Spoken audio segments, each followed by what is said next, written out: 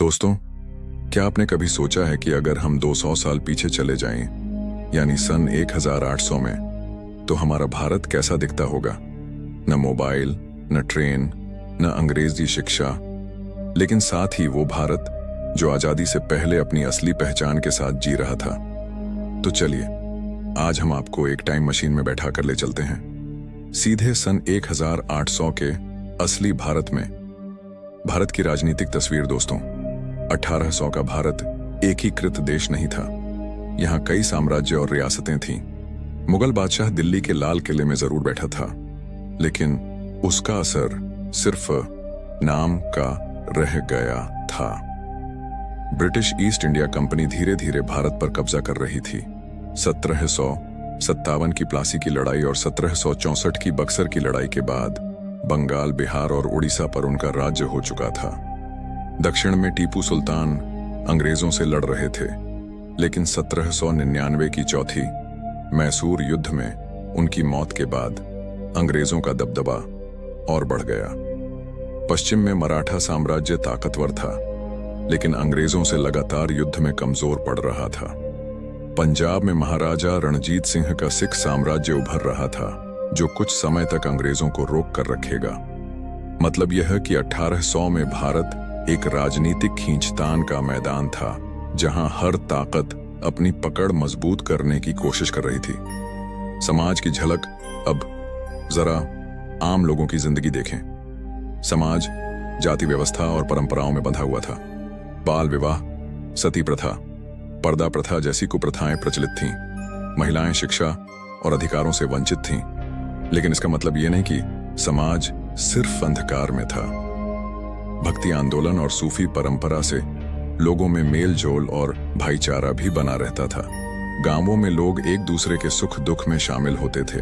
त्योहार, मेले और धार्मिक आयोजन लोगों के जीवन की खुशियां थे। अर्थव्यवस्था और व्यापार, 1800 का भारत अपनी दौलत और कारीगरी के लिए जाना जाता था। ढाका की मलमल इतनी महीन होती थी कि वह अंगूठी से निकल जाती थी। बनारस की साड़ियां और सूरत का कपड़ा दुनिया भर में मशहूर था। लेकिन इसी समय अंग्रेजों ने भारत की अर्थव्यवस्था को अपनी पकड़ में लेना शुरू किया।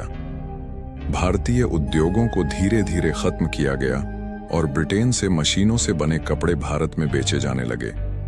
किसानों पर भारी कर लगाए गए।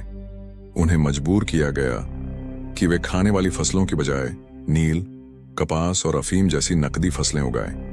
इससे कई बार अकाल पड़े और लाखों लोग भूख से मरने लगे।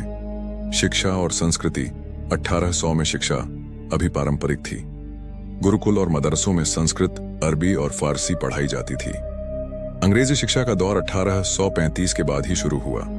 गांवों में लोग लोकगीत, लोक नृत्य और धार्मिक कथाओं से शिक्षा और मनोरंजन लेते थे।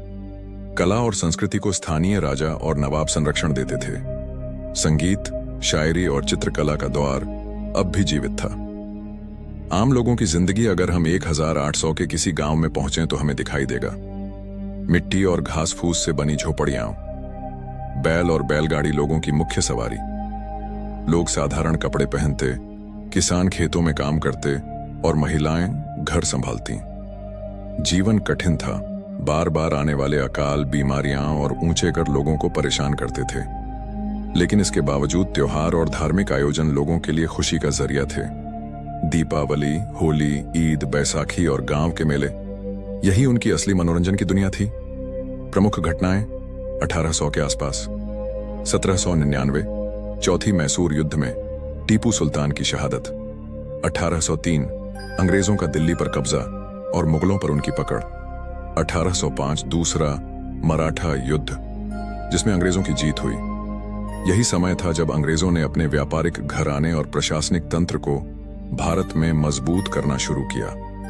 भारतीयों की सोच और मानसिकता। दोस्तों, सबसे दिलचस्प बात यह थी कि उस समय भारतीय लोग अंग्रेजों को व्यापारी मानते थे, हाकिम नहीं। किसी को अंदाजा भी नहीं था कि ये ईस्ट इंडिया कंपनी धीरे धीरे पूरे देश पर राज करने लगेगी। गांव के लोग अपने खेत खलिहान और त्योहारों में इतने व्यस्त थे कि उन्हें यह बड़ी चाल समझ ही नहीं आ रही थी। तो दोस्तों, यह था 1800 का असली भारत। एक ऐसा भारत जो अपनी परंपराओं में गहराई से जकड़ा हुआ था, लेकिन साथ ही विदेशी ताकतों के दबाव में धीरे धीरे बदल भी रहा था। न मोबाइल था, न ट्रेनें, न कारखाने, लेकिन था एक जिंदा दिल समाज जिसमें खुशियां त्योहारों से आती थीं और दुख आते थे अकाल, बीमारियों और करों से। अगर हम 1800 का भारत समझ लें तो हमें पता चलता है कि कैसे हमारे पूर्वजों ने गुलामी और कठिनाइयों का सामना किया और आखिरकार 1947 में आजादी हासिल की। दोस्तों, आपको कैसा लगा ये सफर टाइम मशीन से 1800 के भारत का?